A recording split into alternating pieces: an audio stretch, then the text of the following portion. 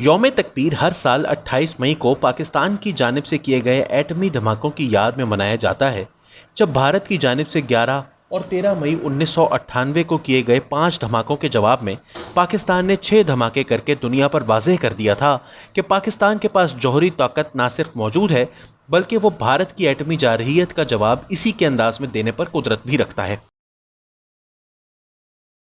پاکستان کے ایٹمی پروگرام کو 1974 میں ذوالفقار علی بھٹو کی حکومت نے اس وقت تیزی سے آگے بڑھانے کا فیصلہ کیا جب بھارت نے 18 مئی 1974 کو آپریشن اسمائلنگ بدھا نامی پروجیکٹ کے تحت پہلا ایٹمی دھماکہ کیا۔ بھٹو نے اس وقت اعلان کیا کہ پاکستانی گھاس کھا کر زندہ رہ لیں گے لیکن ہر حال میں ایٹم بم بنا کر رہیں گے۔ اگلے چند سال اس پر بھرپور محنت کی گئی اور 80 کی دہائی میں پاکستان جوہری صلاحیت حاصل کرنے میں کامیاب ہو چکا تھا۔ اس وقت تو اس کو ظاہر نہیں کیا گیا تھا، لیکن مئی 1998 میں جب بھارت نے دوبارہ ایٹمی دھماکے کیے اور اس کے مختلف وزراء اور حکومتی اہلکاروں کی جانب سے پاکستان کو دھمکیاں دی جانے لگیں تو اس وقت کے وزیر اعظم نے بھارت کے ان ایٹمی دھماکوں کا جواب دینے کا فیصلہ کیا، اور ذوالفقار علی بھٹو کے بعد یہ سعادت بھی ایک سویلین لیڈر کو ہی حاصل ہوئی کہ اس نے پاکستان کے دفاع کے ناقابل تسخیر ہونے کا اعلان کیا۔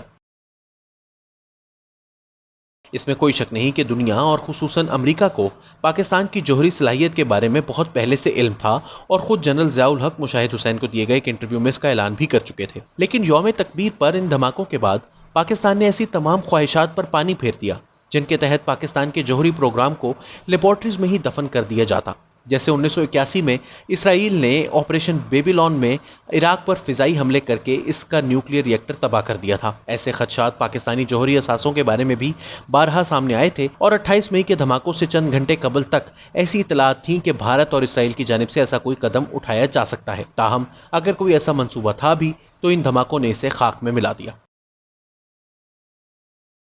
پاکستان کے لیے جوہری صلاحیت حاصل کرنا تو شاید ناگزیر ہو چکا تھا، کیونکہ اس کے بغیر خطے میں طاقت کا توازن مکمل طور پر بھارت کے حق میں ہونے کا اندیشہ تھا۔ 1971 میں مشرقی پاکستان کھونے کے بعد محض 3 سال کے اندر بھارت کا یہ تجربہ ایک دھمکی کے طور پر دیکھا جانا قدرتی تھا۔ تاہم 1998 میں جس وقت پاکستان نے جوہری صلاحیت حاصل کر لینے کا اعلان کیا، اس وقت معاملات قدرے مختلف تھے۔ خود سابق وزیر اعظم نواز شریف بار بار کہہ چکے ہیں کہ انہیں امریکی صدر بل کلنٹن کی جانب سے $5 ارب کی پیشکش کی گئی تھی، لیکن انہوں نے وہ پیشکش ٹھکرا دی۔ اس پالیسی کے ناقدین کا کہنا ہے کہ پاکستان کو یہ تجربات روک کر اس کے بدلے امریکہ سے معاشی اور تجارتی فوائد حاصل کرنے چاہیے تھے، لیکن اس کے حق میں 3 دلائل دیے جاتے تھے۔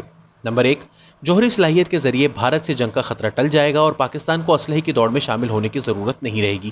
2، پاکستان جوہری طاقت کے ذریعے سستی بجلی پیدا کرے گا۔ 3، خطے میں بھارت کے توسیع پسندانہ عزائم کو روکنے میں مدد ملے گی اور پاکستان اس سے برابری کی سطح پر بات چیت کر سکے گا۔ آئیے ان تینوں نکات کا جائزہ لیتے ہیں۔ جہاں تک بھارت سے جنگ کے خطرے کے ٹلنے کی بات ہے تو یہ تو 1 سال کے اندر ہی ثابت ہو گیا کہ ایسا کچھ نہیں۔ مئی تا جولائی 1999 پاکستان کو بھارت سے کارگل میں ایک محدود جنگ لڑنا پڑی، اور یہ جنگ محض اس لیے مکمل جنگ میں تبدیل نہیں ہوئی کہ پاکستان کی جانب سے اپنی فوج واپس بلا لی گئی، وگرنہ اس جنگ کے پوری سرحد پر پھیل جانے میں کوئی کسر باقی نہیں رہ گئی تھی۔ پاکستان آج بھی بھارت کے ساتھ اسلحے کی دوڑ میں شامل ہے، لہٰذا یہ کہنا اب کوئی معنی نہیں رکھتا کہ اس سے اسلحے کی دوڑ کو روکنے میں مدد ملے گی، بلکہ الٹا اب تو کولڈ سٹارٹ ڈاکٹرین اور ٹیکٹیکل نیوکلیئر ویپنز کے ناموں سے جوہری اسلحے کی بھی دوڑیں شروع ہو چکی ہیں۔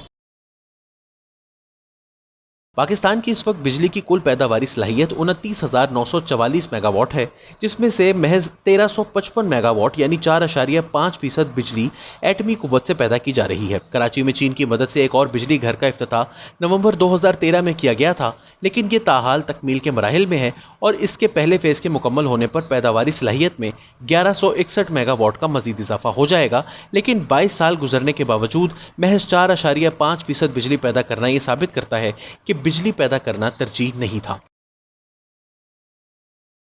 جوہری صلاحیت تنہا بھارت کو برابری کی سطح پر لانے کے لیے کافی نہیں۔ ہم قرون وسطیٰ میں نہیں رہتے کہ گھر پر کھانے کے لیے کچھ نہ ہو لیکن ہماری جنگی صلاحیتیں دشمن کو ہمارے خوف میں مبتلا رکھیں۔ ہماری غلط پالیسیوں کا نتیجہ یہ ہے کہ آج جوہری صلاحیت کے باوجود دنیا میں ہماری بات سننے کو کوئی تیار نہیں۔ Financial action task force Bharat کے اشاروں پر کام کر رہی ہے، اور چین اور سعودی عرب بھی اس میں ہمارا ساتھ دینے کو تیار نہیں۔ گزشتہ برس مقبوضہ کشمیر کو بھی بھارت نے اپنا حصہ قرار دے لیا اور ہم کچھ نہ کر سکے۔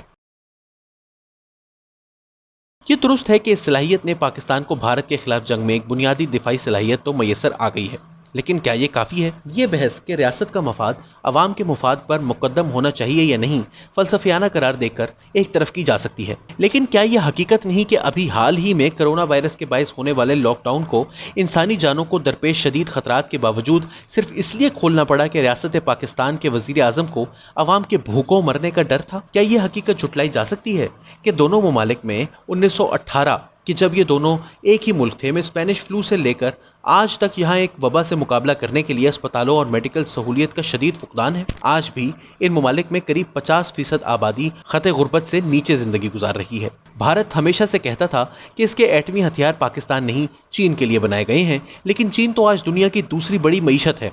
इसका तकाबुल तो अमेरिका से किया जा रहा है और अमेरिका के बाद इसे दुनिया की उभरती हुई सुपर पावर के तौर पर देखा जा रहा है। भारत के पास क्या है? गुर्बत इफलास तो एक तरफ, ये नफरतों की आग तो अब घर को ही लपेट में लेने के दर पे है। तो फिर सोचना होगा कि क्या दिफा के लिए हथियार काफी हैं।